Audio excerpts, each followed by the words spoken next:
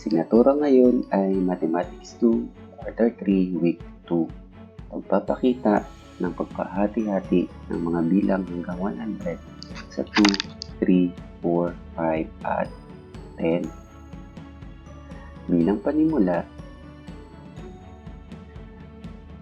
sa nakalipas na aralin ay napag-aralan natin ang pagpapakita at paglalarawan ng paghahati-hati ng mga bagay sa pamamagitan ng equal sharing, repeated subtraction, equal chunks, at sa pamamagitan ng formation na may parehong bilang ng pangkat ng mga bagay. Napag-aralan na rin natin ang paghahati-hati o division ng mga bilang ayon sa ibinibigay na bahagi. Ang paghahati-hati o division ng mga bagay sa pamamagitan ng equal sharing ay ganito. Ang 12 mansanas ay pinangkat sa 3. Ang bawat pangkat ay mayroong 4 na bahagi. Kaya naman, ang kanyang division equation ay 12 divided by 3 is equal to 4. Ang 12 ay ang dami ng mansanas. Ang 3 naman ay bilang ng pangkat. At ang 4 ay ang bilang ng mansanas sa loob ng isang pangkat. Samantala, ang division as repeated subtraction naman ay ganito. Paulit-ulit na pagbabawas hanggang sa magiging 0 ang sagot.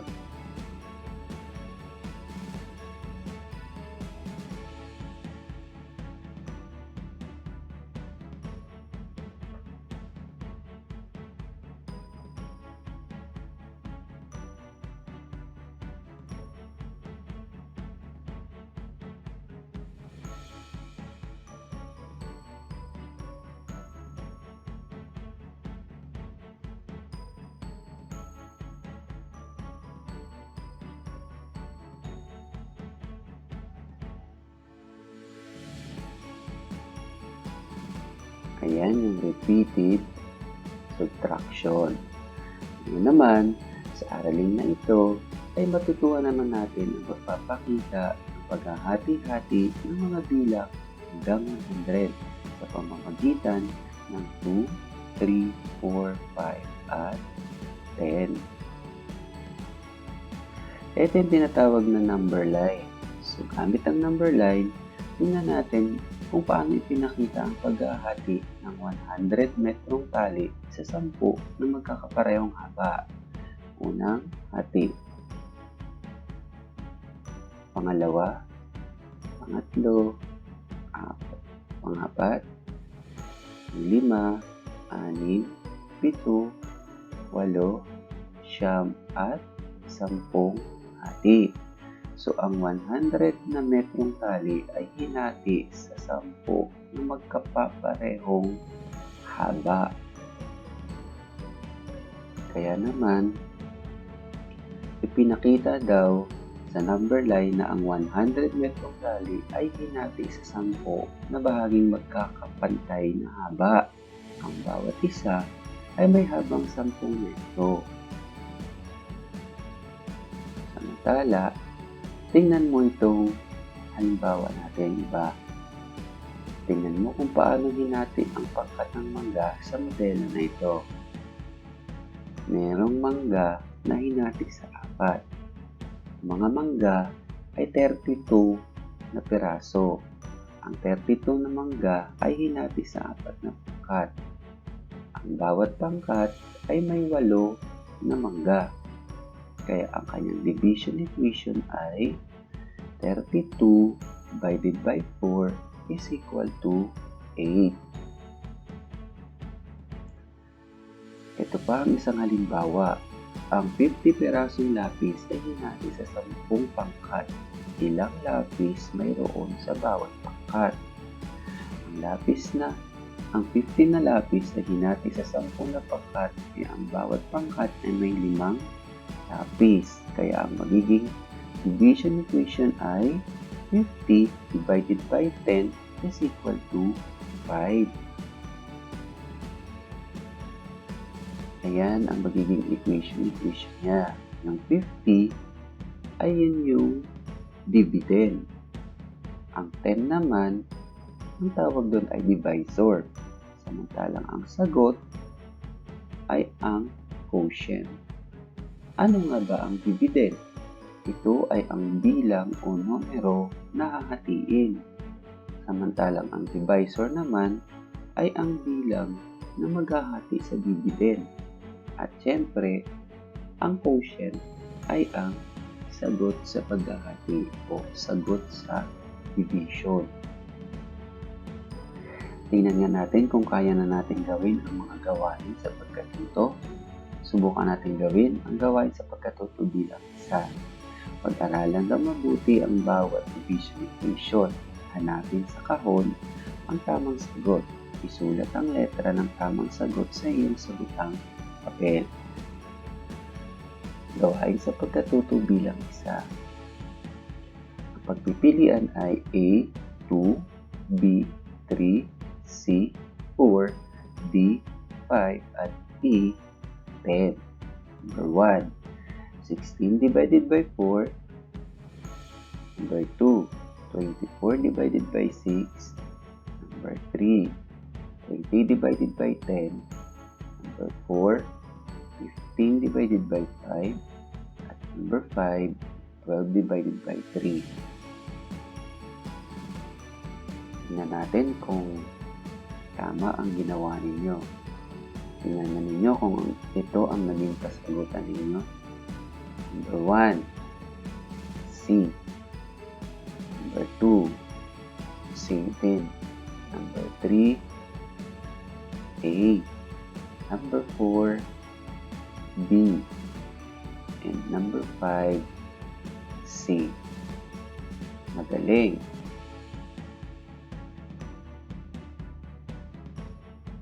Number 6, 10 divided by 2, 7.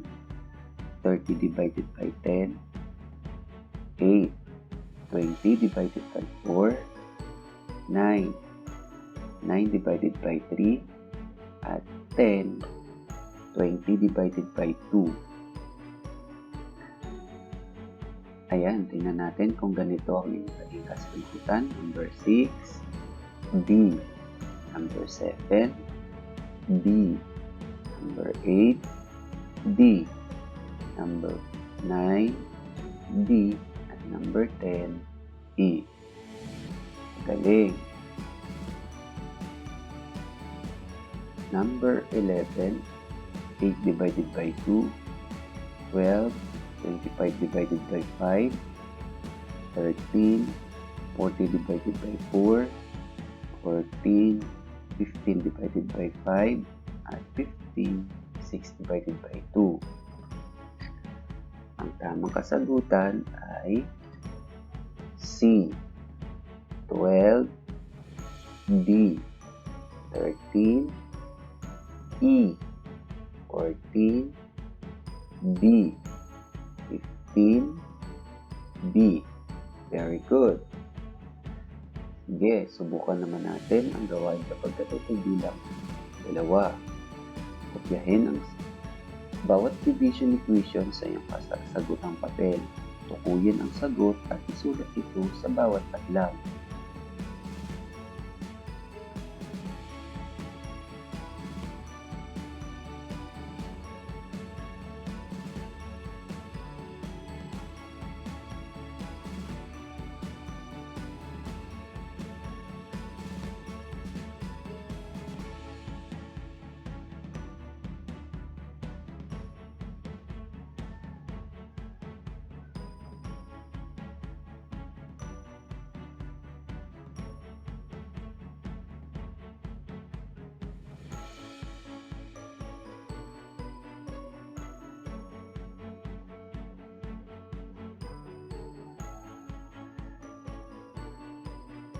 Very good. Isa pang gawain ang ating subukan, ang gawain sa pagkatuto bilang 3. Ano daw ang gagawin? Unawaing mabuti ang sitwasyon. Isulat ang tamang sagot sa bawat sitwasyon sa iyong sagutang papel. Number 1, hatiin sa 10 ang 70. Ano ang sagot? Number 2, ang 27 na atis ay hinati sa tatlong pamilya. Ilan ang bilang ng atis sa bawat pamilya? Number 3, ano ang sagot kapag ang 36 ay hinati sa 4? Number 4, kapag ang 45 ay hinati sa 5, ano naman ang sagot? At number 5, ano ang sagot kapag ang 21 ay hinati sa 3? Ito ba ang inyong mga kasagutan?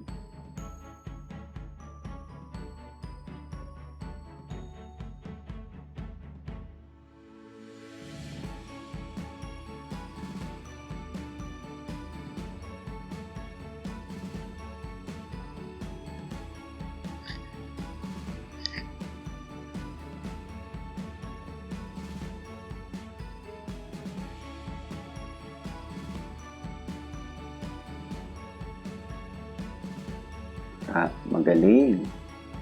Tingnan naman natin ang inyong kagaling ngayon sa huling gawain natin sa aralin ito.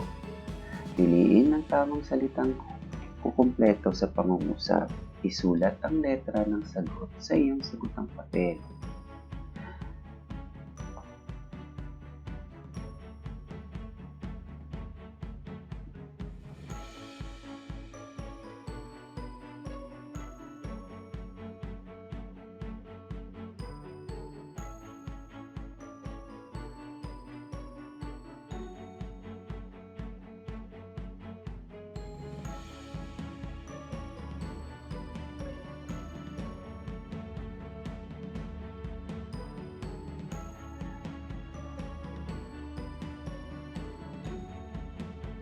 Okay.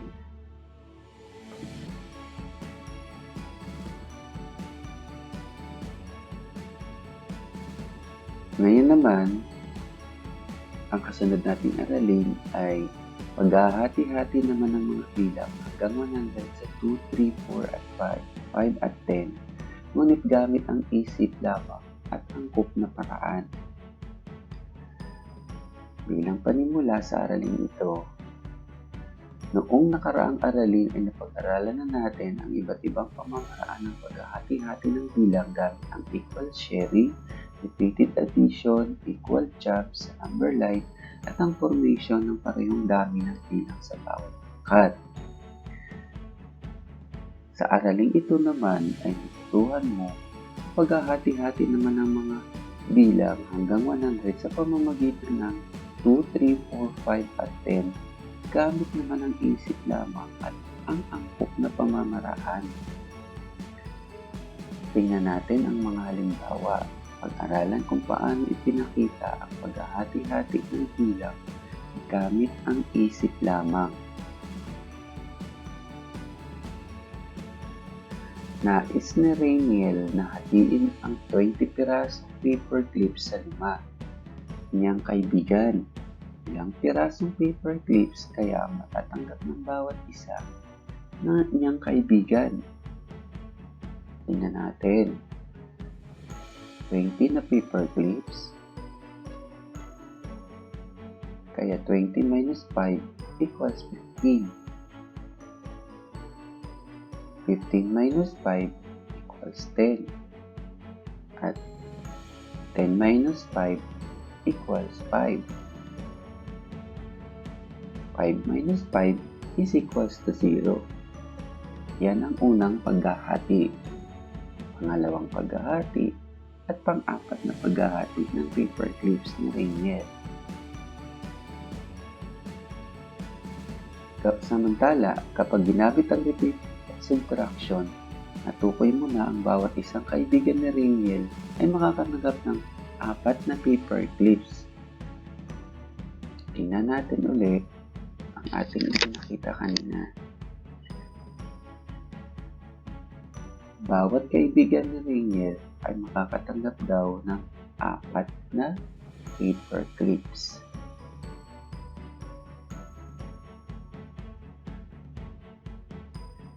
Upang magawa ang paghahati-hati gamit ang isip lamang o mental division, ay maaaring gamitin ang repeated subtraction. Gawin ang pagbabawas sa dividend sa pamamagitan ng pagtanggal ng divisor hanggang sa maubos ito o maging 0, katulad ng ginawa natin pagbabawas ng paulit-ulit. Magiging ganito: 28 minus 7, 21, 21 minus 7, 14, 14 minus 7 equals 7, at 7 minus 7 equals 0. Unang bawas, pangalawang bawas, pangatlong bawas, at pang-apat na bawas. Kaya naman, ang 28 divided by 7 is equal to 4.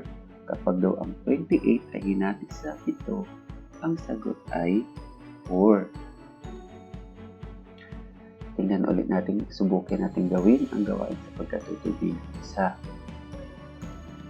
Gamit ang pagkukwenta sa isip lamang, sagutin ang mga division sentence na nasa loob ng mangga.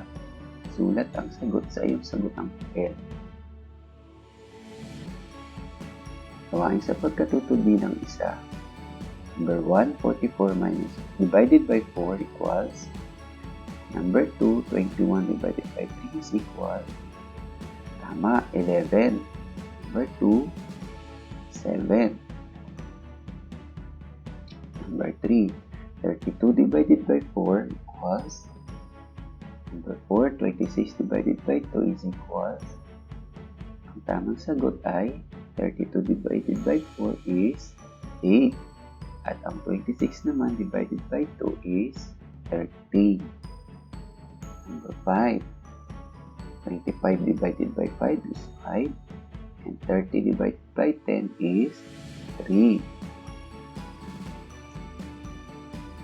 Bilang huling gawain sa araling ito, subukan nyo ang gawin ito mga bata. Piliin ang tamang salitang kukumpleto sa pangungusap. Isulat ang letra ng sagot sa iyong sagutang papel. Upang makagawa ng division gamit ang blank lamang o blank division, gamit ang paulit-ulit na pagbabawas o blank subtraction. Kaya ang magiging kasagutan sa number 1, 2, and 3.